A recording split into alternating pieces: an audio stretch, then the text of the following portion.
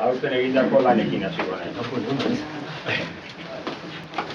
Andoain, Goiburu auzoan, mobiliario gehiena berreskuratu da. 3 mahai, usiba publikoa, hiri demarako biharri, Antxinean, jendadun hermandadea erabilitakoa.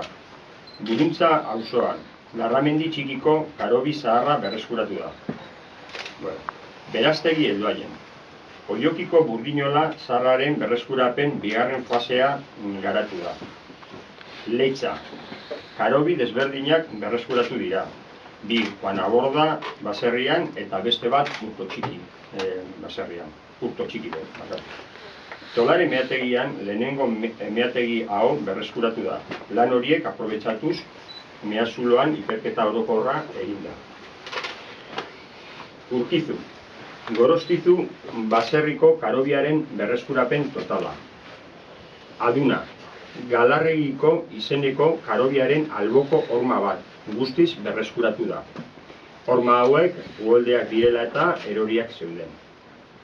Hori oain bukatuta dago, aurtengoa bukatuta dago. Oain 2013an egin behar diren lanak, aipatuko ditu.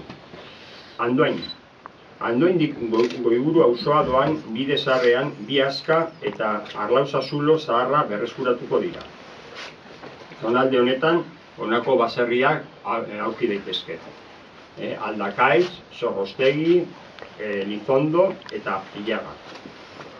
Goiburuko goiko zonaldean, Lixibiarik zaharrena.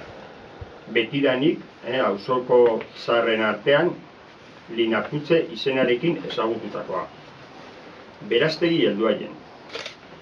Arazo burokratikoa direla eta aurten burdinolaren lanak bertan bera utziko ditugu, eta Muster zaharra zonaldeera jungo gea. Muster zonaldean eraikin zahar bat berreskuratuko dugu. Eraikin hori Muster burdinolaren gainean eraiki zela diote. Leku berean kokatutako meategien ikerketa egingo dugu. Agian meategi hauek izango dira Leitzaran baiaran aurkitutako handienak.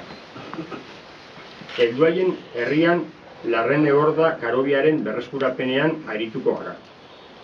Berastegi herrian karobia batzuk berreskuratuko ditu. Areso, Olazarko burdinolaren zubia eta biltegia berreskuratuko ditugu. Gaur egun burdinola hau ez da existitzen.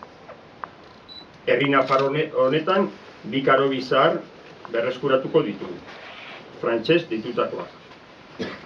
Bada, herritikan gertu dagoen zutegi baserrian ondoko burdinola zaharra berreskuratuko dugu. Eta bukatzeko Aduna. Adunako udalak diputazioan aurkeztutako proiektu baten bitartez zenbait eraikin berreskuratu nahi ditu. Eraikin artean karobi batzuk daudenez, burdina taldeak herriko ondare historikoan berreskurapenean parte hartuko du.